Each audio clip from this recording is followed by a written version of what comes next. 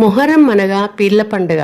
అది ఎందుకు జరుపుకుంటారో తెలుసుకుందామా? మొహర్రం పండగ వెనుక చరిత్ర ఏంటంటే, ఇస్లామిక్ క్యాలెండర్ ప్రకారం మొదటి నెల అయిన మొహర్రంను అమరుల మాసంగా భావిస్తారు.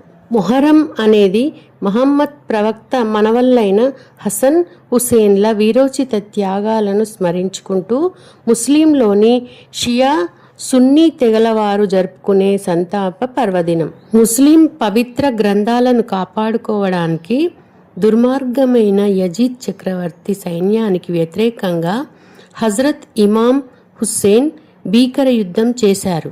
ఈ యుద్ధంలో హజరత్ ఇమాం హుస్సేన్, అతని ఫ్యామిలీ మెంబర్స్ మరియు వారి అనుచరులు దారుణంగా చంపబడ్డారు.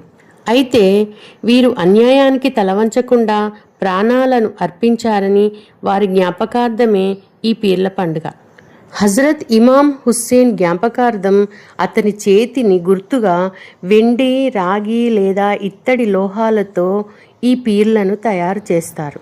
సున్నీ తెగవారు మొహర్రం నెలలో 10వ రోజైన ఆషూరా రోజు ఫాస్టింగ్ ఉండడం, ప్రేయర్ చేయడం, దానాలు, సేవా కార్యక్రమాలు అనగా నీటిని పంపిణీ చేయడం, భోజనాలు పెట్టడం నిర్వహిస్తారు. ఈ రోజున షియాలు ఇమాం హుస్సేన్ చేసిన బలిదానాన్ని స్మరించుకుంటూ తమను తామే శరీరంపై కొట్టుకుంటూ స్వీయ వేదనను అనుభవిస్తూ సంతాపాన్ని వ్యక్తం చేస్తారు.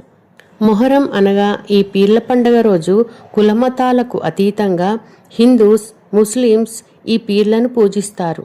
మొహరం పాటలను పాడుకోవడం, పీర్లకు దట్టీలు కట్టడం, ఊరేగింపులో హిందూస్ పాల్గొనడం ఈ 2 తెలుగు రాష్ట్రాల్లో కనిపించే సాంస్కృతిక విశేషం.